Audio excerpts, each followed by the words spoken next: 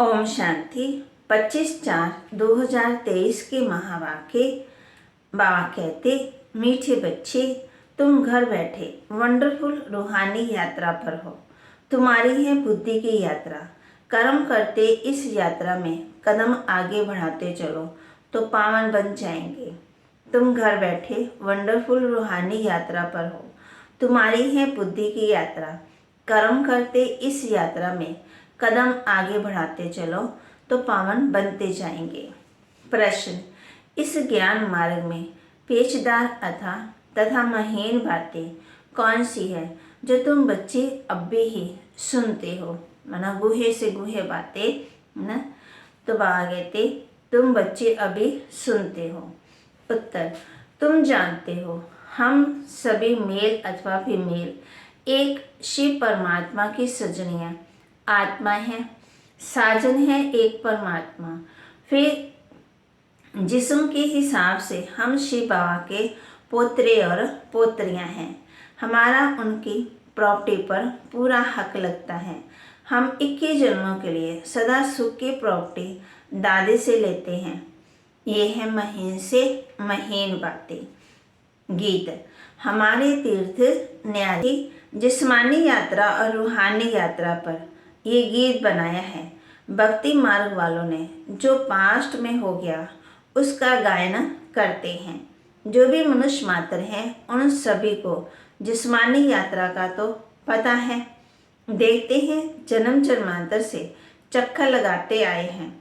उन्होंने बुद्धि में है बद्रीनाथ श्रीनाथ आदि ही याद रहता है। तुम बच्चों को भी ये जिस्मानी यात्रा आदि याद थी और अभी भी याद है। तुमने यात्राएं जन्म जन्मांतर की है। अब तुम बच्चों की बुद्धि में रूहानी यात्रा का ज्ञान है। मनुष्यों का बुद्धि योग है स्थूल जिस्मानी यात्रा तरफ। तुम्हारा बुद्धि योग है रूहानी यात्रा तरफ। रात दिन का फर्क है। अभी तुम रूहानी यात्रा तरफ कदम बढ़ रहे हो। ये वंडरफुल यात्रा घर बैठे करते हो। कोई समझ सकेंगे इस यात्रा को जब धंधे दोरी आदि में लग जाते हैं तो इतनी याद नहीं रहती है, परंतु जब विचार सागर मंथन करने बैठेंगे तो अच्छी रीति याद आएगी। हम यात्रा पर हैं। नॉलेज बड़ी सहज है। बच्चे समझते भी हैं। बरोबर पतित पावन बाप क्या करते होंगे। पावन बनाने के लिए जरूर यात्रा होगी। वह है स्वीट निर्वाण धाम जिसको सभी भक्त याद करते हैं। ये किसी को मालूम ही नहीं है कि भगवान को हमारे पास आना है, वह हमको भगवान के पास जाना है। समझते हैं हमारा गुरु अथवा हमारा बड़ा निर्वाण धाम अथवा अपने निराकारी वतन चला गया। अच्छा, फिर वहाँ क्या किया? जाकर बैठ गया। क्या हुआ वह कुछ भी पता नहीं है। सिर्फ कह देते हैं पार निर्वाण गया। ज्योति ज्योत समाया, लहर सागर में समा गई। कुछ भी पता नहीं है कि ये सृष्टि का चक्कर कैसे फिरता है। अब बात समझाते हैं। ये रूहानी यात्रा एक ही बार होती है। इस अंतिम जन्म में रूहानी यात्रा अथवा आत्मा की यात्रा कहें। पहले पहले तो बच्चों को ये निश्चय हुआ कि हम आत्मा हैं। कहा जाता है जीव आत्मा दुख पाती है। तो इस समय जब आत्मा जीव के साथ है सजनी है तो वह बाप को ढूंढती है। मेल अथवा फीमेल सभी सजनियां हैं। वैसे में मेल्स को कोई सजनी थोड़ी कहेंगे, परंतु ये है बहुत गुहे। कौन सी बातें? बाप कहते हैं पेचदार बातें। तुम अपने को शिव बाबा के पुत्र समझते हो, जबकि जिस्म में हो तो वह सब हिसाब से पोतरे पोतरियां ही ठहरे। बाबा ने समझाया है तुम्हारा दादे की मलकियत पर पूरा हक है। कोई बाप पर धनवान हो, बच्चे नालायक हो, उनको मलकियत ना दे ये हो सकता है, परंतु दादे की प्रॉपर्टी परंपरा से राजाई कुल में चली आई है। सतयुग त्रेता में तुम दादे की प्रॉपर्टी भोगेंगे।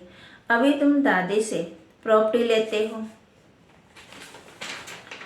दादी की प्रॉपर्टी कितनी बड़ी जबरदस्त है।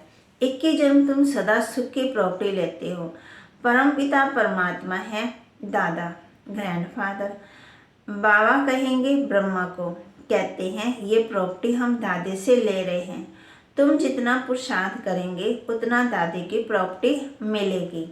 जैसे ये माता पिता जगत अम्बा जगत पिता पुरुषार्थ करते हैं, ऐसे हम भी इस पुरुषार्थ से ऐसा ऊंच बनते हैं। दादे से फुल प्रॉपर्टी लेते हैं, राजाई प्राप्त करते हैं। तुम जानते हुए बादशाही फिर कितना समय चलती है। पॉइंट तो अथाह है। अगर इस प्रकार तुम कोई को भी समझाओ तो चट समझ जाएंगे।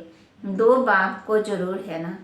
प्रजापिता ब्रह्मा को भी पिता तो सभी कहते हैं, गॉड फादर को सभी मानते हैं। वह बड़ा है दादा, ब्रह्मा उनका बच्चा ठहरा। ब्रह्मा का नाम तो बाला है। विष्णु व शंकर को प्रजापिता नहीं कहेंगे, सूक्ष्म वदन में तो रचना नहीं रचेंगे। ब्रह्मा ही जरूर यहाँ ब्राह्मण रचते होंगे। ब्रह्मा मुख कमल से परमपिता परमात्मा ने ब्राह्मण संप्रदाय रचे।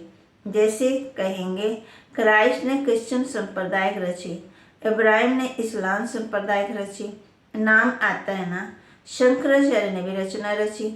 हर एक झाड़ में टाल टालियाँ तो होती हैं।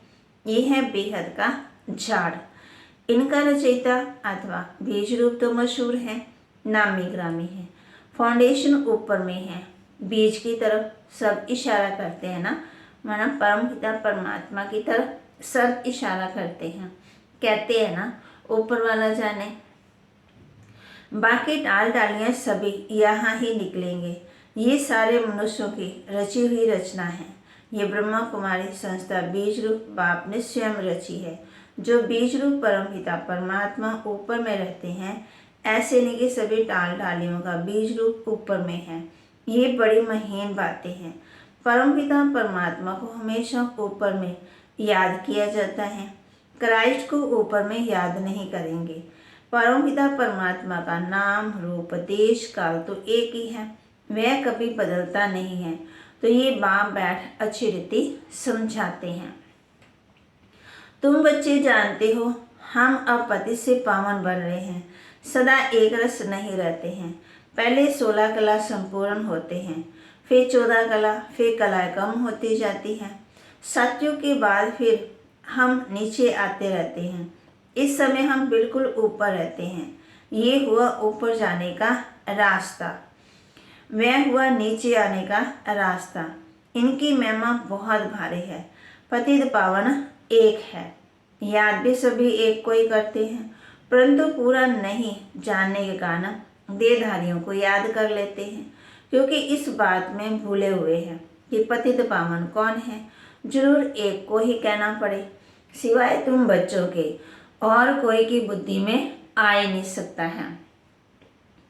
तुम्हारे में भी नंबरवार है। अब तुम समझते हो हम दादे के पोतरे हैं और बाबा के घर में बैठे हैं। यहाँ दादा भी मौजूद हैं, अवतार भी जरूर यहाँ ही लेगा ना। तुम कहेंगे यहाँ हमारा दादा हमको पढ़ाते हैं, वह परम धाम से आते हैं, वह हमारा दादा है। रूहानी और सब है जिस्मानी दादे। तो दादा कहते खुशी में एकदम उछल पड़ना चाहिए। बलराजे रजवाड़े बहुत शाहूकार हैं, परंतु वह दादा हमको क्या देते हैं, स्वर्ग की बादशाही।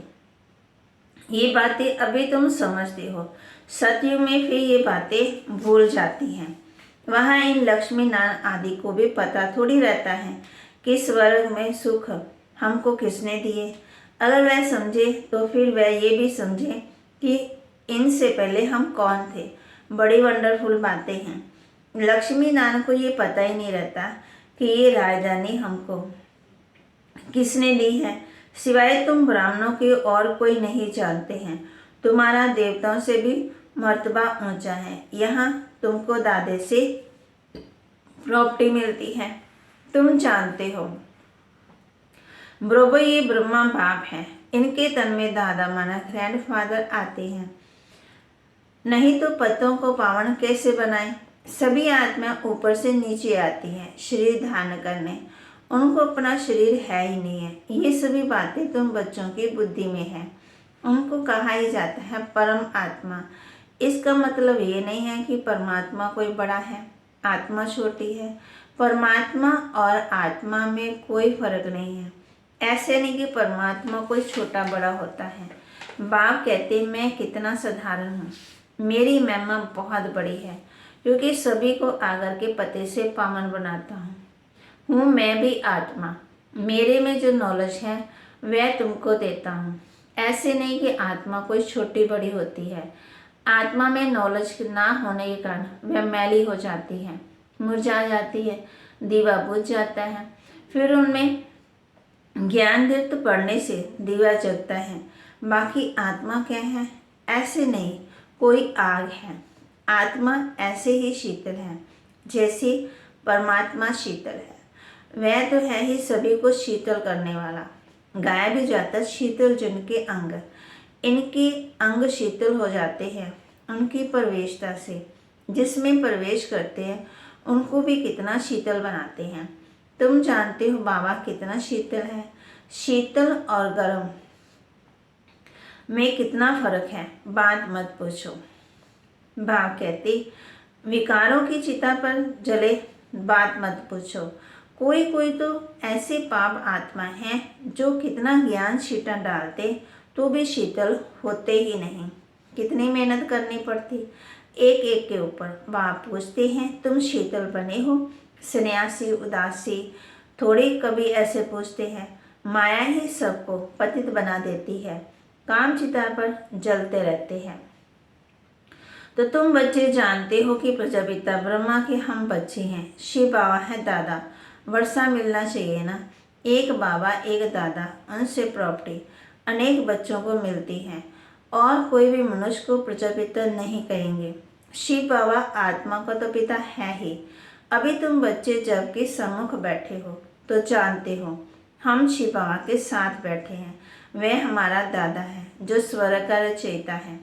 उनसे हम राजयोग सीख रहे हैं।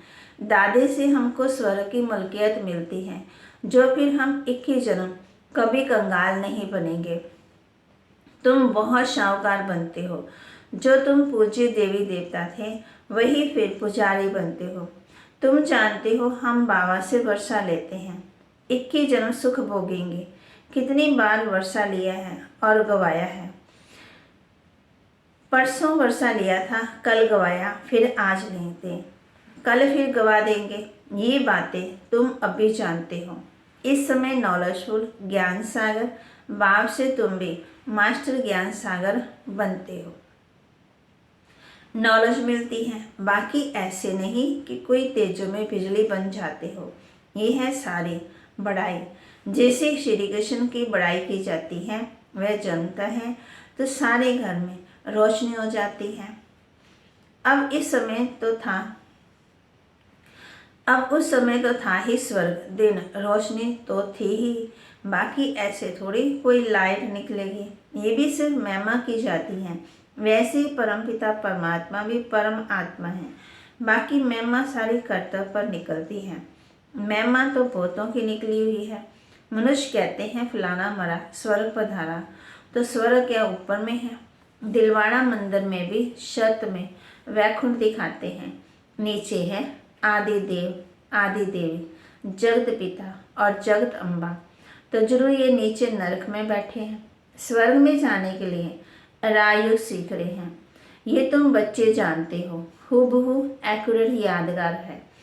हम भी यहाँ आकर बैठे हैं। कितनी वंडरफुल बातें हैं। बच्चे आकर के दादा के बने हैं तो वह खुशी का पारा चढ़ना चाहिए। हम पावन दुनिया के मालिक बनते हैं। मेहनत बिगड़ थोड़ी विश्व का मालिक कोई बनेगा। वह है मेहनत है स्थूल और ये है सूक्ष्म। आत्मा को मेहनत करनी पड़ती है। रोटी पकाना, धंधा आदि करना, ये सब आत्मा करती है। अब बाबा आत्मा को इस रूहानी धंधे में लगाते हैं। साथ साथ जिस्मानी धंधा भी करना है। बाल बच्चों को भी संभालना है। ऐसे नहीं कि बाबा हम आपके हैं, ये बच्चे आदि आपको संभालना होगा। सबको बाबा संभाले तो इतना बड़ा मकान भी ना मिल सके। दिल्ली के किले जितने सैकड़ों किले हो तो भी इतने बच्चों को कहाँ रखेंगे? हो ही नहीं सकता। फिर तो इस मकान की कोई ताकत ही नहीं है।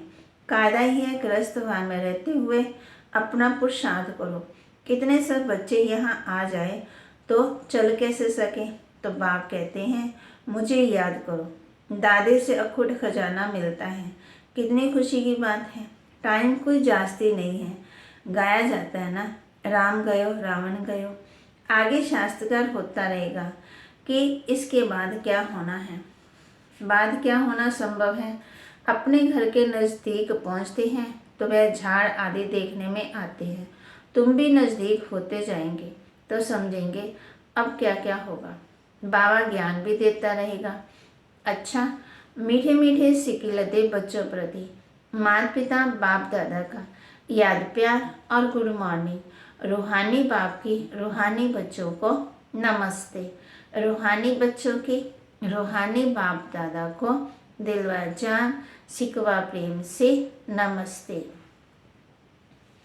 धारणा के लिए मुख्य सार बासमान शीतल बनो। ज्ञान छीटा डाल मनुष्य आत्मा को भी शीतल बनाने की सेवा करनी है। दादे की मलकियत की याद पर अपार खुशी में रहना है। रूहानी धंधा कर विश्व की बादशाही लेनी है। वरदान समीप संबंध और सर्व प्राप्ति द्वारा सहज योगी बनने वाले सर्व सिद्धि स्वरूप भव। समीप संबंध और सर्व प्राप्ति द्वारा सहज योगी बनने वाले सर्व सिद्धि स्वरूप भव। जो बच्चे सदा समीप संबंध में रहते हैं और सर्व प्राप्तियों का अनुभव करते हैं, उन्हें सहज योग का अनुभव होता है। वे सदा यही अनुभव करते हैं, मैं हूँ ही बाप का। उन्हें याद दिलाना नहीं पड़ता कि मैं आत्मा हूँ, मैं बाप का बच्चा हूँ, लेकिन सदा इसी नशे में प्राप्ति स्वरूप अनुभव करते, सदा श्रेष्ठ उमंग उत्साह और खुशी में एक रस रहते, सदा शक्तिशाली स्थिति में रहते, इसलिए सर्व सिद्धि स्वरूप बन जाते हैं। स्लोगन रूहानी शान में रहने वाले कभी हद के मान शान में नहीं आ सकते। रूहानी शान में रहने वाले कभी हद के मान शान में नहीं आ सकते। ओम शांति।